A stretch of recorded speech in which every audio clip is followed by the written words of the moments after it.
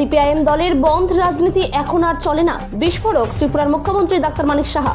বৃহস্পতিবার 12 ফেব্রুয়ারি দেশব্যাপী সিপিআইএম দলের 10টি ট্রেড ইউনিয়নের ডাকা বন্ধ নিয়ে আগরতলায় এক অনুষ্ঠান শেষে প্রতিক্রিয়া ব্যক্ত করতে গিয়ে ত্রিপুরার মুখ্যমন্ত্রী ডাক্তার মানিক সাহা বললেন, সিপিআইএম দলের ডাকা বন্ধ প্রত্যাখ্যান করেছে জনগণ। সিপিআইএম দলের বন্ধ রাজনীতি এখন আর চলে না। যারা খেটে খাওয়া মানুষ, যেসব শ্রমিকদের নামে সিপিআইএম দল আজ ধর্মঘটের ডাক দিয়েছিল, সিপিআইএম দল আসলে শ্রমিকদের কথা ভাবে না। সিপিআইএম দল নিজেদের স্বার্থের কথা চিন্তা করে খেটে খাওয়া মানুষদের ঘর বন্ধ করে দিয়েছে, কারখানা বন্ধ করে দিয়েছে সিপিআইএম দল। ত্রিপুরা থেকে বিক্রম কর্মকারের রিপোর্ট, বিগ নিউজ বাংলা।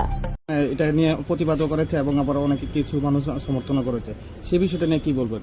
বন্ধের ব্যাপারে তো আমি কালকে বললাম, তো বন্ধ তো হচ্ছে না, আমি তো দেখলাম, তো সব মানুষ তো স্বাভাবিকভাবে চলাফেরা করছে। ওনাদের এইগুলো চলবে না, এই বন্ধ রাজনীতি এখন আর চলে না।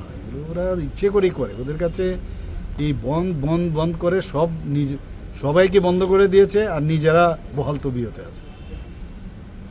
মানুষের যারা খেটে খাওয়া মানুষ এবং যাদের নিয়ে ওরা কথা বলে, ওরা আসলে ওদের কথা বলে না, ওরা নিজেদের কথা বলে। খেটে খাওয়া মানুষদের ঘর বন্ধ করে দিয়েছে, কারখানা বন্ধ করে দিয়েছে। ওয়েস্ট বেঙ্গলের কী অবস্থা করেছে? ত্রিপুরাতে প্রচুর কারখানা ছিল, ব্যক্তিগতভাবে আমি জানি। এইসব কারখানা বন্ধ করেছে আর গরিবকে গরিবেই বানিয়ে রেখেছে। এই ধরনের স্লোগান তো ওরা প্রধানমন্ত্রীজি যে স্লোগান দিয়েছে, সবকা সাথ সবকা বিকাশ বিশ্বাস, আর তার প্রয়াস, যেভাবে গরিবদের জন্য চিন্তা করে বিশ্বকর্মা যোজনাতে যাদের কথা কোনো ভাবেনি, যেসব গরিবদের, তাদের কথা মাননীয় প্রধানমন্ত্রীজি চিন্তা করছেন। আমাদের সমস্ত যারা জনজাতি গোষ্ঠী, তাদের কথা জীবনও চিন্তা করিনি, আমরা চিন্তা করছি এখন।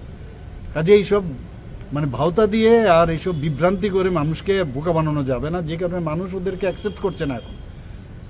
সেই পুরনো কথাবার্তা, সেই আবার পুরনো গ্রামফোন রেকর্ড যেটা আমরা দেখেছিলাম, ওই লং প্লেয়ার রেকর্ড, সেগুলি আবার বাজাচ্ছে, ভাবছে যে যদি আবার এটাতে ক্লিক করে।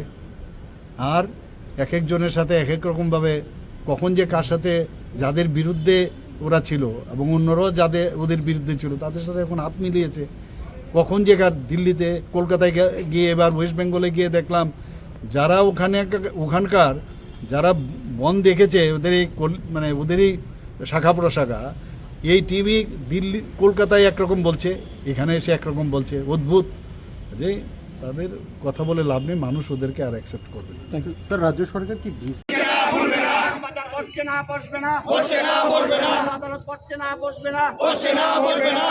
ঐতিহাসিক ধর্মঘট সফল করুন, ঐতিহাসিক ধর্মঘট,